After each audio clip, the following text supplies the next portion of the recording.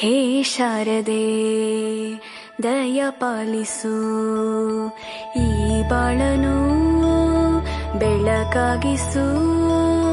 ಹೇ ಶಾರದೆ ದಯ ಪಾಲಿಸು, ಈ ಬಾಳನು ಬೆಳಕಾಗಿಸು. ನಾಳೆಗಳ ದಾರಿಯಲೇ ನಂಬಿಕೆಯ ನೆಲೆಯಾಗಿರಿಸು, ಮುನ್ನಡೆಸು. ಕೈ ಹಿಡಿದು ನಾವಾಡೋ ಪದ ಪದದಲ್ಲೂ ಸಂಚರಿಸು.